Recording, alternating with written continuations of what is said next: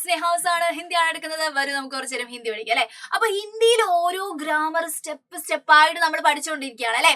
അതിലെ രണ്ടാമത്തെ സ്റ്റെപ്പാണ് ക്രിയാവിശേഷൻ പഠിക്കുക എന്ന് പറയുന്നത്. വളരെ ഇമ്പോർട്ടന്റ് ആയിട്ടുള്ള ഒരു കാര്യമാണ് ക്രിയാവിശേഷൻ. എന്താണ് ക്രിയാവിശേഷൻ? ആഡ്വർബ് എന്ന് നമ്മൾ പറയാറില്ലേ, ക്രിയയെ വിശേഷിപ്പിക്കാൻ വേണ്ടി നമ്മൾ ഉപയോഗിക്കുന്ന ശബ്ദങ്ങൾ, അതിനാണ് ക്രിയാവിശേഷൻ എന്ന് പറയുന്നത്. ഒരു ഉദാഹരണം പറയാം. തേസ് ദോഡ്താ ഹേ, ഫാസ്റ്റ് ആയിട്ട് ഓടുക എന്നുള്ളത് പറയുമ്പോൾ എന്താണ്? ഓടുക എന്ന് പറയുന്നതാണ് എന്ത്? നമ്മുടെ വേർബ് ആയിട്ട് വരുന്നത് അല്ലെ. ഈ വേർബിനെ വിശേഷിപ്പിക്കുകയാണ് എന്ത്? ഫാസ്റ്റ് ആയിട്ട് ഓടുക അല്ലെ. എങ്ങനെയാ ഓടുന്നത്? ഫാസ്റ്റ് ആയിട്ടാണ്, തേസ് ആയിട്ടാണ് ഓടുന്നത്. അപ്പൊ ഈ ഓടുന്ന ക്രിയയുടെ വിശേഷിപ്പിക്കാൻ വേണ്ടി നമ്മൾ ഉപയോഗിക്കുന്ന വേർഡിനെയാണ് നമ്മൾ എന്ത് പറയുന്നത്? ക്രിയാവിശേഷൻ എന്ന് പറയുന്നത്. ഓക്കെ, ഡെഫിനേഷനും എക്സാമ്പിളും പഠിക്കുമ്പോൾ നമുക്ക് കുറച്ചുകൂടി കത്തും കേട്ടോ. സിമ്പിൾ ആയിട്ട് പറയാം, നോക്കിക്കേ. ക്രിയാവിശേഷൻ അല്ലെ, ആഡ്വർബ് എന്ന് നമ്മൾ ഇംഗ്ലീഷിൽ പറയുന്നു. ഡെഫിനേഷൻ മക്കൾ ശ്രദ്ധിച്ചേ.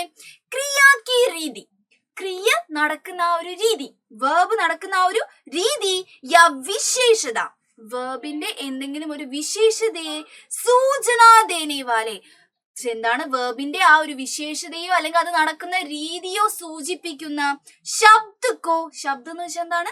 വേർഡ് ആണ് അല്ലെ, ശബ്ദമല്ല വേർഡ് ആണ്. നമ്മൾ ഒരുപാട് പ്രാവശ്യം പറഞ്ഞിട്ടുള്ളതാണ് അല്ലേ ഇത്. അപ്പൊ എന്താണ്? അങ്ങനെയുള്ള വേർഡുകളെ ക്രിയാവിശേഷൻ കർത്തേ ഹേ, ആഡ്വർബ് അല്ലെങ്കിൽ എന്താണ്? ക്രിയാവിശേഷൻ എന്ന് നമ്മൾ പറയുന്നു. ഇനി എക്സാമ്പിൾ നോക്കിക്കോളെ മക്കളെ, നോക്കിക്കേ.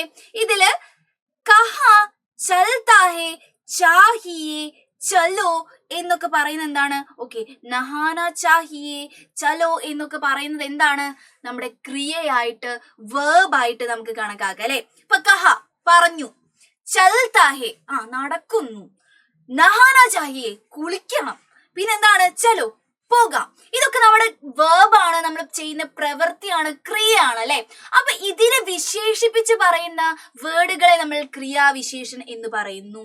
നോക്കിക്കേ മക്കളെ, ഈ ഒരു ഭാഗത്ത് തന്നേക്കുന്ന സാധനങ്ങൾ നോക്കിക്കേ. മുസ്കുരാത്തെ ഹുവേ കഹ, എങ്ങനെയാ പറയുന്നത്? വെറുതെ അങ്ങ് പറഞ്ഞതാണോ? അല്ല, മുസ്കുരാത്തെ ഹുവേ, ചിരിച്ചുകൊണ്ട് പറഞ്ഞു. കണ്ടോ, ചിരിച്ചുകൊണ്ട്. മുസ്കുരാത്തെ ഹുവേ എന്ന് പറയുന്നത് ഇവിടെ എന്താണ്? ക്രിയാവിശേഷനാണ്. ഇനി ധീരെ ധീരെ ചൽത്താ ഹേ, എങ്ങനെയാണ് നടക്കുന്നത്?